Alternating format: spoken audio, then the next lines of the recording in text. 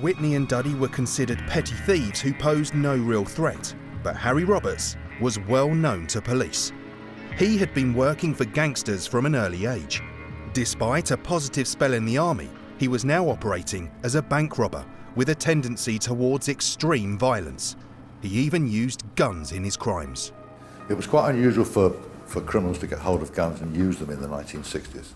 Those that were available were usually war souvenirs that had been brought back after the Second World War. When they were stolen and ended up in criminals' hands, the person from whom it was stolen is not likely to want to report it because they get into trouble for having it in the first place. So mainly it was ex-war souvenirs that were in the hands of criminals at the time, but it was still quite rare. The unmarked police car approached the vehicle. Sergeant Christopher Head wound down the window, waved his arm and pulled them over. Jeff Fox, who was the driver, pulled the car up about 150 feet ahead of them in the middle of the road. And David Woonwell, who was sitting in the back seat, got out, went to Duddy's window. As he was walking over to the car, he noticed that the car didn't have a tax disc on the windscreen. Woonwell then asked for Whitney's insurance document, which he had in the glove compartment. Unfortunately, it had run out at 12 noon that day. It was actually just a cover note for his insurance. So that was another factor where, it made Whitney not a massive criminal, but, his papers weren't right, the car wasn't right. It was a very tatty old car. It turned out that Whitney had been pulled over for exactly the same thing only a week before. Sensing there was something more to these men than a minor traffic offence, Sergeant Christopher Head also decided to get out of the car to investigate. Chris Head went back with David Woonwell.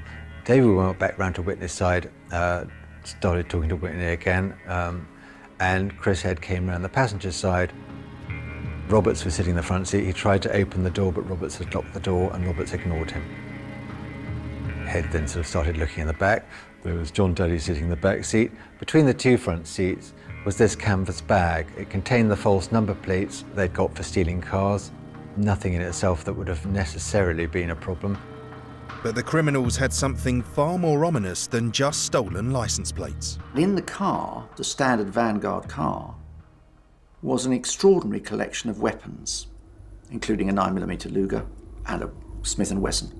Here we've got 3 individuals who are already involved in criminal activity. So I think they find themselves in a situation where they are going to get caught for other things, and this is one of those horrendous cases where it's a bigger crime to kind of cover up a smaller one. David Woonwell asked to see what was in the back of the car, and it was clear to the men the car was going to be searched. The 3 criminals were getting anxious. Harry Roberts made the first move. And pretty quickly calculated that the only way out of this particular dilemma was to kill. He took a 9mm Luger out of the bag beside him. Roberts extended his hand towards the driver's window, said fuck off and pulled the trigger. He shot Detective Constable Woonwell through the left eye, killing him instantly.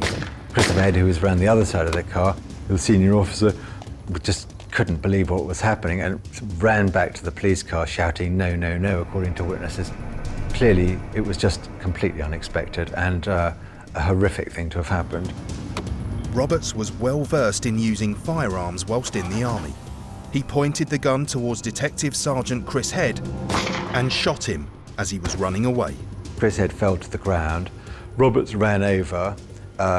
Chris Head at this stage wasn't mortally wounded. He'd actually, the first shot had just punctured a lung. A serious injury, but not necessarily fatal. And Roberts sort of held the gun to his face as he was lying on the ground and pulled the trigger again. There was just a click and the round had jammed in the chamber. It could be any one of a number of reasons. The main reason I would suggest back then would have been a faulty cartridge as a result of it being old.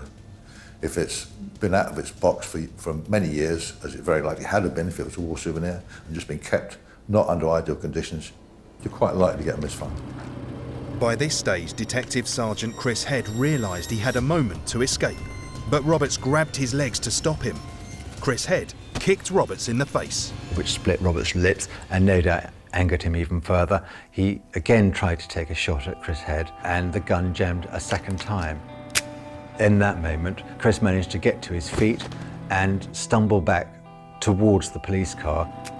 Meanwhile, PC Jeff Fox, realising that the gun had jammed again, immediately put the car into reverse to run Roberts over to stop him firing. What he hadn't anticipated is, in fact, there were other guns, and as Fox began to reverse, Roberts turned back to Duddy and Whitney and said, "Come on," he needed some help.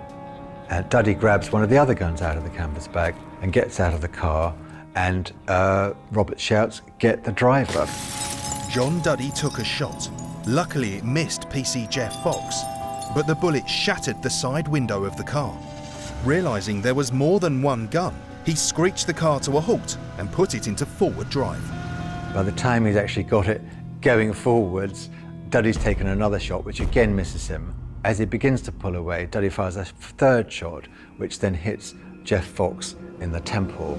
Even more horrifying, when Fox was shot, he slumped over the steering wheel of the car and his foot stuck on the accelerator, which meant that he drove over the dying Detective Sergeant Head, pinning him to the ground with the back of the wheels spinning in this August afternoon on a quiet side street in West London. Whitney at this point had retrieved his documents from the dead David Wombwell in the road and had started to reverse away. He was clearly sort of panicking. This is nothing that he could have possibly foreseen or expected to happen. Duddy runs back, gets in the car, and Roberts, of course, at that point, sort of panics. So he runs back, jumps in the car while it's actually moving, and this is confirmed by witnesses who actually saw them making their escape, as it were. 2 of the 3 men behind the killings were quickly arrested. However, 1 still evaded capture. Harry Roberts had now been on the run for over 3 months since the cold-blooded killings, sparking Scotland Yard's biggest ever manhunt. There was a £1,000 reward, roughly £17,000 today, for information leading to his arrest. Harry Roberts went on the run in a very different period, so I think it was easier for him to stay hidden. And it was a combination, I think, of his army training and of the fact that you could quite easily just disappear off the radar that enabled him to evade capture for so long. There were loads and loads of leads. Everybody was looking for him. Extraordinarily, to some, Roberts had become a sort of icon, with people calling him a hero for killing the policeman. I think we do tend to romanticise gangsters and people who are involved in criminal activity. He was quite violent, he was quite manipulative towards other people, but he's been kind of heralded as this working class hero, particularly amongst people on the football terraces who sing songs chanting his name. And on reflection, this is something that is quite disturbing. They are kind of epitomising and kind of valuing somebody who committed the most horrendous violent murders. But I think it's important that we remember that violence is violence, however much you wrap it up and sprinkle glitter on it, and it affects a lot of people for a long time afterwards. Roberts went on the run, effectively in Essex, in Epping Forest, where he built himself a number of caves, hides, call them what you will, in which he survived for some considerable time.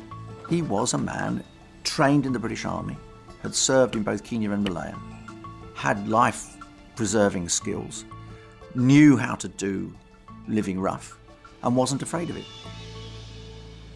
Eventually, after many twists and turns, the police finally got their break. A farmer had found a camp in Littlewood, Hertfordshire that he thought looked suspicious and informed the police. Officers from Hertfordshire Police went to investigate, and the Met Police also closed in. I jumped into it. It was 4 or 5 feet there, a bit filthy inside. Nobody in there, came back up, and I'm sitting, scraping the mud and stuff off my shoes. A man, a farmer, came from the other side of the dry stone, and he said, "When you were doing that," he said, "there was a guy hiding here," and he said, "He's run up and he's in that Dutch barn up there." So, all right, okay. So 2 fellas from Hertfordshire, they came over, And they said, well, we'll go up and have a look. Next thing they come out, the rifles, and there's Roberts in front of him. Put them in the farmer's Land Rover, and it came down to me and it stopped next to me. I looked in and there's Roberts. And I said to me, are you Harry Roberts? And he just went, so what?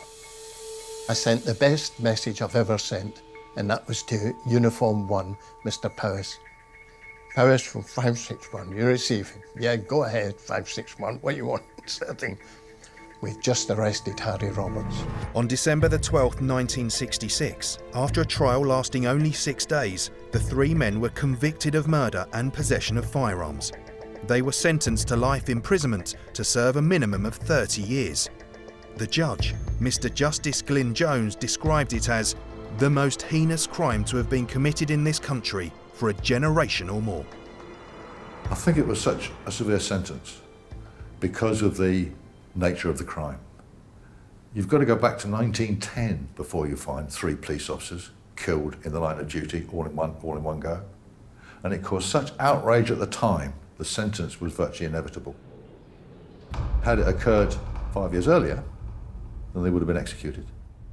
Ironically, the last man to be hanged for killing a police officer in Britain was Gunter Padola, who was hanged in 1959 at Wandsworth.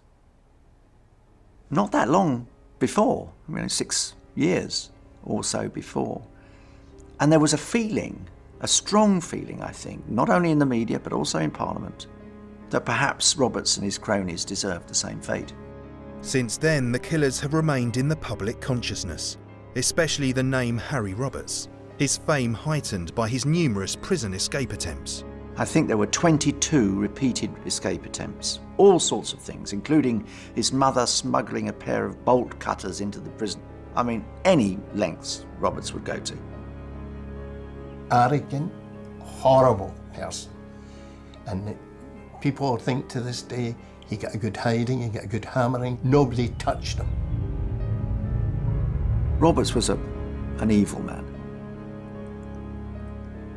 and once boasted, and I quote him directly, "Everyone who's ever crossed me is dead."